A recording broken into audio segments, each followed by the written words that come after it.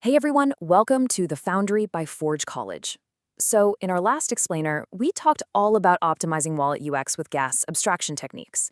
Now, we're taking the logical next step. We're going to dive under the hood into the actual architecture of ERC-4337. We all want that magical, seamless Web 2 experience in a Web 3 world, right? But how do we actually pull off that magic trick without, completely breaking the Ethereum blockchain? Well, let's drop the blueprint. Okay, so to get that buttery smooth single-click UX without messing with Ethereum's core consensus, we basically need a brand new crew of off-chain and on-chain actors coordinating behind the scenes. Think about it. If we tried to hard fork Ethereum every single time we wanted a slightly better wallet feature, yeah, the network would be in absolute chaos. So instead, ERC-4337 gives us a brilliant workaround. We bundle these transactions off-chain, package them up nicely, and then submit them in a way the existing blockchain can perfectly understand. Phew, crisis averted.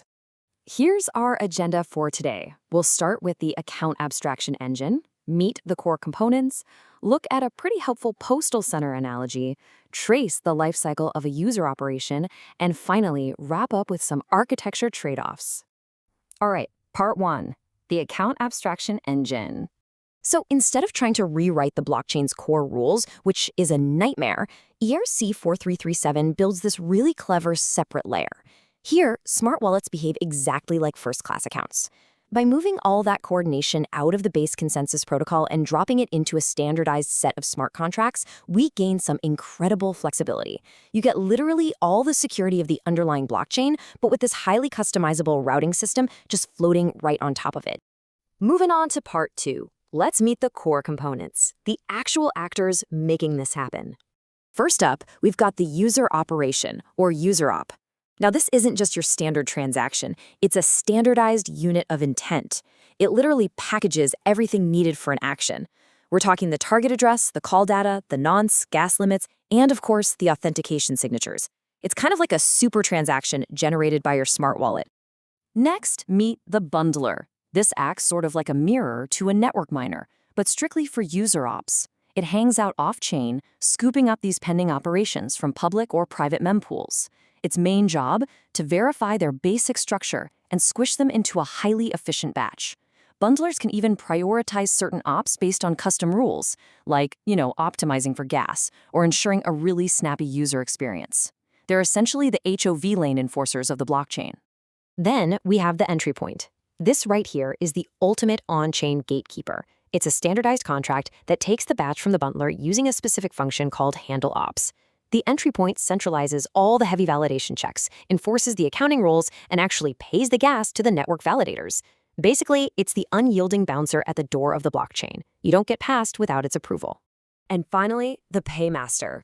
This is an optional element that just swoops in to cover transaction fees, so the end user doesn't have to spend a dime of their native tokens.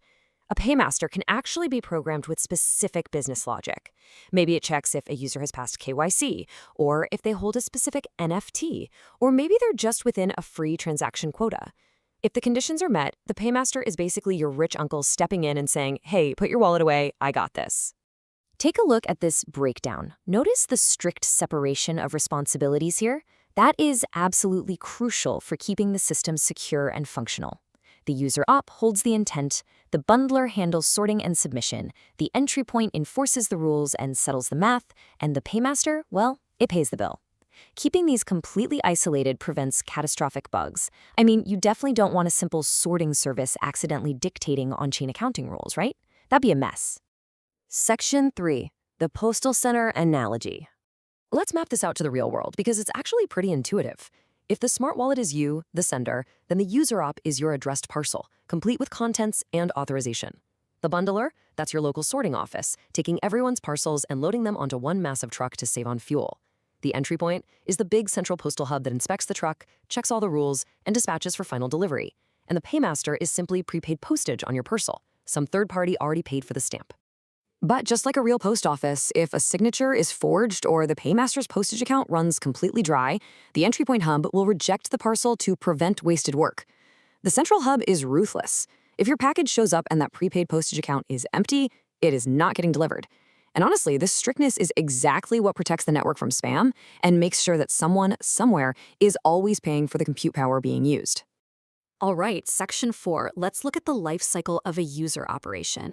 We've got a 5-step life cycle here: creation and submission, bundler pre-validation, the entry point call, paymaster handling, and finally, execution and settlement.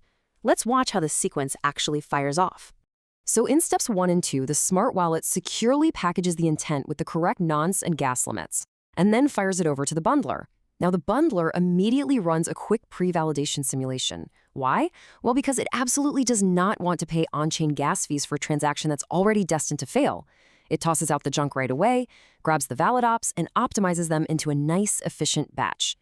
Next, in steps 3 and 4, the bundler drives that batch to the EntryPoint hub using the handleOps function. Here, the hub rigorously checks the paymaster. It's basically asking, hey, paymaster, do you endorse this operation?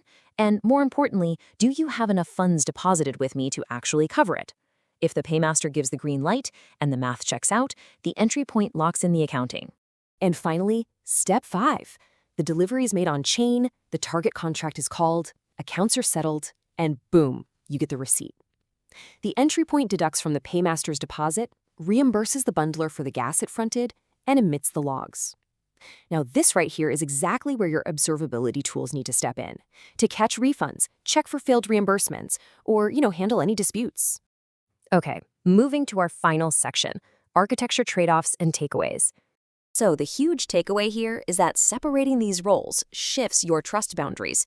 Because the EntryPoint centralizes the accounting, you don't have to lose sleep over buggy logic scattered across different wallets. But on the flip side, bundlers completely control your app's speed. If they lag, your user's experience lags. And paymasters? Well, they require some really careful economic monitoring. You're entering a brand new contract relationship, and you definitely need to ensure you don't get drained by malicious operations. Keeping these distinct responsibilities crystal clear in your mind is exactly how you'll make the right choices when you're integrating these components. Seriously, when you're sitting at your desk, tearing your hair out, wondering why a transaction dropped, your mental map will tell you instantly.